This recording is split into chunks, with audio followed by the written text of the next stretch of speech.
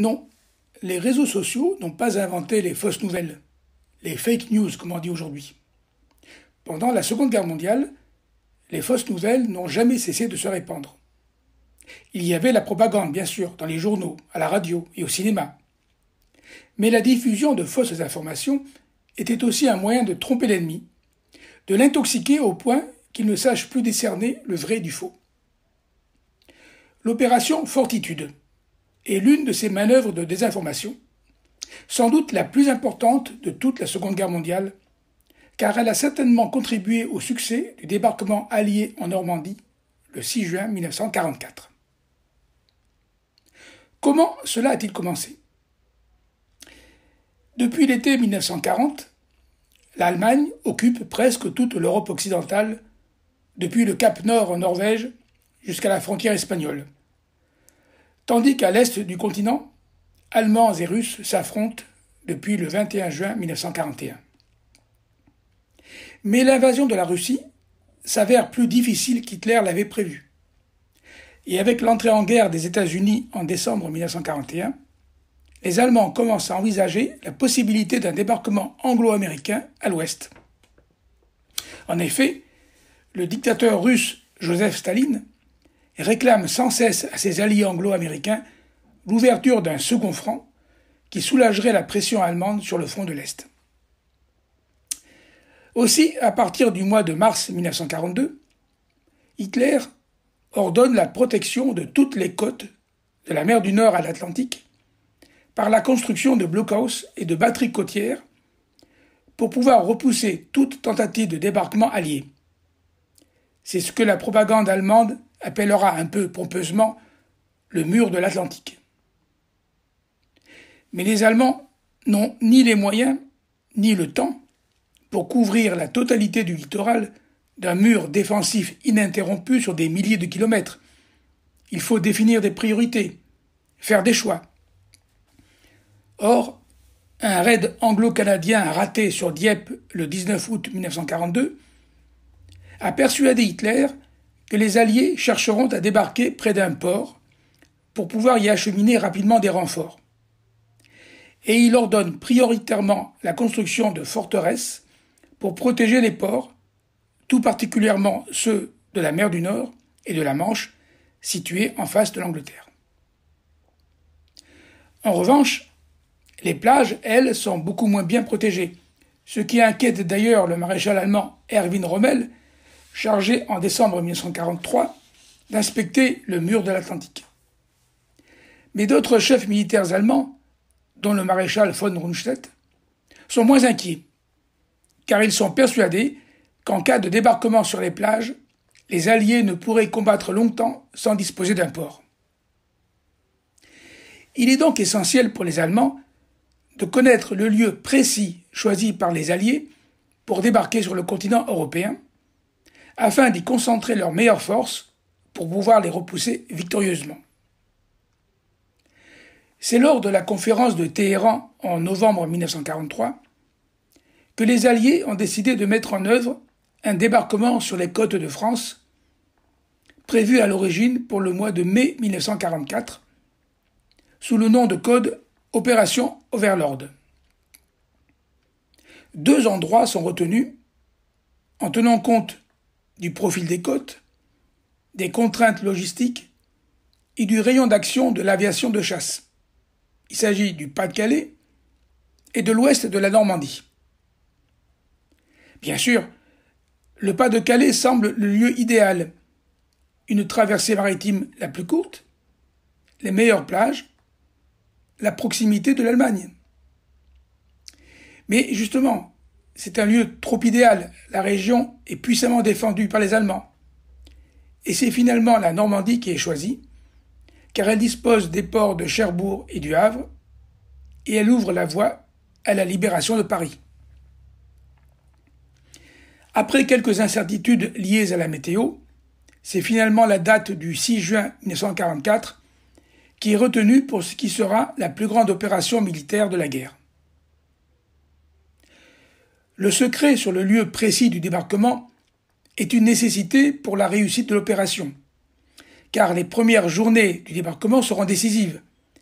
il faut pouvoir établir rapidement sur les côtes une tête de pont solide, capable de résister aux contre-offensives allemandes qui ne manqueront pas d'être lancées. Mais des fuites sont toujours possibles. Et en outre, il sera difficile de dissimuler aux Allemands les concentrations de troupes et de navires dans les ports britanniques, tandis que les Allemands multiplient des reconnaissances aériennes au-dessus des îles britanniques et envoient des espions pour recueillir le maximum de renseignements sur le projet de débarquement. C'est alors que va émerger au sein des services de renseignement anglais, le MI5, et de la section des opérations clandestines, la London Controlling Section, commandée par le colonel Bevan, le projet d'une entreprise de désinformation incroyable. Faire croire à Hitler que le débarquement du 6 juin 1944 n'est qu'une manœuvre de diversion et que le véritable débarquement aura lieu quelques jours plus tard dans le Pas-de-Calais. Et ce, afin d'amener les Allemands à y maintenir l'essentiel de leurs forces, là où elles ne serviront à rien et ne pourront pas être employées immédiatement en Normandie. Ce projet, un peu fou, prendra le nom d'opération Fortitude. Lorsque on lui expose ce projet, Sir Alan Brooke, le chef d'état-major et premier conseiller militaire du Premier ministre anglais Winston Churchill, a ces mots. « Cela ne marchera jamais, mais bon Dieu, il faut que ça marche. » Mais comment faire croire aux Allemands que d'importantes troupes alliées seraient massées dans le sud-est de l'Angleterre en vue d'un débarquement dans le Pas-de-Calais? Toutes les forces présentes en Angleterre sont destinées au véritable projet de débarquement, et il est impossible d'en distraire suffisamment pour Fortitude. Le colonel Bevan a alors une idée de génie. Il suffit d'inventer de toutes pièces une armée fantôme, mais que les services de renseignement allemands, eux, croiront bien réelle. C'est ainsi qu'est créée une armée parfaitement imaginaire. La First United States Army Group, ou en français le premier groupe d'armée des États-Unis, la FUSAG, F-U-S-A-G, constituée de 11 divisions fantômes. Il faut un général pour commander cette armée fictive. Et on va choisir un authentique général, en la personne de l'Américain George Patton, qui était respecté et redouté par le haut commandement allemand comme étant un officier de valeur, ce qui rendait encore plus crédible l'existence de cette armée.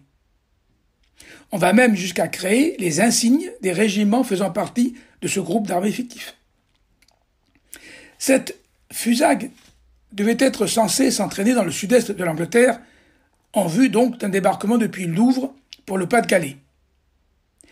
Et pour tromper les avions de reconnaissance allemands, on commença à construire des chars et des pièces d'artillerie en bois, certes ressemblant en vue d'avion, mais dont la réalisation prenait bien trop de temps. C'est alors que le commandant américain Ralph Ingersoll, qui participe à l'opération Fortitude, se rappelle les parades géantes organisées à New York pour Thanksgiving, avec leurs chars de carnaval et surtout les baudruches gonflables représentant notamment des personnages de Walt Disney. Pourquoi ne pas faire de même en réalisant en série des chars d'assaut ou des pièces d'artillerie gonflables? C'est ainsi que sont confectionnés des centaines de camions, de chars, de canons lourds, de canons légers, en caoutchouc, qui, une fois gonflés, sont déployés dans les champs du Kent, tandis qu'un véritable char passe et repasse sur le terrain afin d'y laisser les traces de chenilles qu'auraient laissées de véritables chars en manœuvre. Ce n'est pas tout.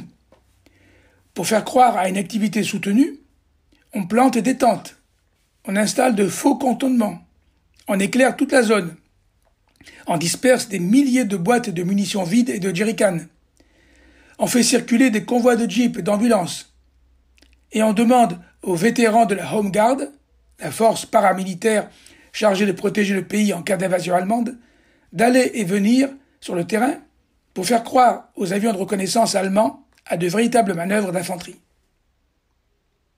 Il faut aussi faire croire à l'existence d'importantes forces aériennes. On mettait ainsi en place 50 escadrilles de faux Spitfire et de faux Mustang P-51. Enfin, dans les ports autour de Douvres, on crée un faux terminal pétrolier et on installe plus de 200 faux navires de transport en bois ou en caoutchouc.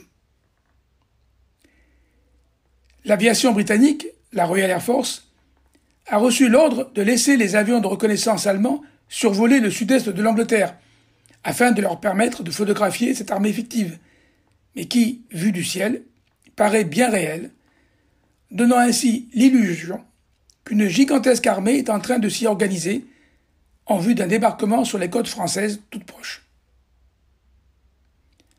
Mais planter ce décor, même réussi, ne serait pas suffisant sans la diffusion des innombrables messages radio qu'une telle armée ne manquerait pas de diffuser sur les ondes. Qu'à cela ne tienne. On fait appel à des acteurs américains capables d'imiter tous les accents des États-Unis pour submerger les services d'écoute allemands de milliers de vrais faux messages codés. 13 818 exactement, entre avril et juin 1944. Plus de 1000 personnes, hommes, femmes, retraités, anciens militaires, apporteront ainsi leur contribution à rendre plus que vraisemblable l'existence et l'activité de cette FUSAG. Les services de renseignement allemands analysent ainsi toutes les photographies aériennes effectuées et toutes leurs interceptions de messages radio pour en faire des rapports sur les forces alliées supposées et leurs tactiques prévisibles. Mais les Allemands ont encore des doutes sur la réalité d'un tel débarquement dans le Pas-de-Calais, et ils souhaitent obtenir confirmation des renseignements ainsi recueillis à l'aide de leurs espions. À vrai dire, en 1944, les Allemands ne disposent plus que de 2 espions considérés comme particulièrement fiables, les autres ayant été démasqués et arrêtés par les Anglais. Il s'agit d'un Polonais connu sous le nom de code allemand Armand et d'un Espagnol dont le nom de code est Arrabal. Sauf qu'Armand est un agent double qui travaille en réalité pour les Anglais sous le nom de code Brutus. Et il va contribuer à accréditer l'authenticité de l'armée fictive de la FUSAG en confirmant aux Allemands, au mois d'avril 1944, que les Alliés concentrent de plus en plus de troupes dans le sud-est de l'Angleterre. Mais évidemment en se gardant bien de préciser que les chars ne sont que des baudruches gonflables et les soldats des fantômes. Et le 8 juin, il affirme encore que le général Patton est en pleine réunion dans le château de Douvres avec le roi et, je cite, toute une batterie de généraux américains. Il en est de même pour Arrabal, agent double, connu chez les Anglais sous le nom de code Garbo, et qui, installé à Lisbonne, va faire croire aux Allemands, le matin du 6 juin 1944, que l'opération de débarquement venant de débuter en Normandie ne serait qu'un leurre, et que le véritable débarquement se préparerait pour les jours à venir dans le Pas-de-Calais afin d'ouvrir la route de Berlin. Pour les Allemands, les rapports de leurs agents Armand et Arrabal viennent donc confirmer les renseignements obtenus par leur reconnaissance aérienne et leurs interceptions de messages radio alliés. Et c'est ainsi que le 6 juin 1944, en début d'après-midi, alors que les combats font déjà rage depuis plusieurs heures sur les côtes de Normandie, Hitler prend connaissance du rapport au numéro 1288 sur la situation dans l'Ouest, rédigé par ses services de renseignement. Rapport concluant, je cite, « que pas une seule des unités de FUSAG n'a été engagée dans les opérations en cours. Cela signifie que l'ennemi prépare un engagement de plus grande envergure qui visera le secteur côtier du Pas-de-Calais. Dès lors, Hitler décidera, malgré les demandes de renfort réclamées par von Rundstedt, de maintenir dans le Pas-de-Calais jusqu'à la mi-juillet 1944 les 150 000 hommes de la 15e armée allemande et ses meilleures divisions blindées, dans l'attente de ce qu'il pensait devoir être le véritable débarquement allié en France. Cette erreur stratégique permettra aux Alliés de consolider leur tête de pont en Normandie avant qu'Hitler se décide enfin à y envoyer ses divisions de Panzer. Mais tout n'est pas rose dans cette histoire de désinformation et d'espionnage. En effet, pour rendre plus vraisemblable encore l'opération Fortitude, les Alliés vont massivement bombarder le Pas-de-Calais dans la nuit du 5 au 6 juin 1944, causant la mort de plus de 600 civils. On va également faire croire à un réseau de résistance opérant dans le nord de la France que l'opération Fortitude est bien une réalité et que la date du débarquement dans le Pas-de-Calais sera précédée 48 heures auparavant par un message radio codé « Salomon a chaussé ses grands sabots ». Or, ce réseau est infiltré par les Allemands, qui arrêtent les résistants et leur font révéler sous la torture ces détails qui renforcent encore davantage la crédibilité d'un débarquement dans le Pas-de-Calais lorsqu'ils entendront effectivement ce fameux message diffusé par la BBC le 8 juin 1944 en soirée. Ce sont autant de morts innocents qu'on ne doit pas oublier. La conclusion de l'opération Fortitude est que le débarquement du 6 juin 1944 n'aurait peut-être pas aussi bien réussi si cette mission de désinformation n'avait pas pu être menée à bien. Une mission extraordinaire qui est longtemps restée classée top secret dans les archives de l'armée britannique.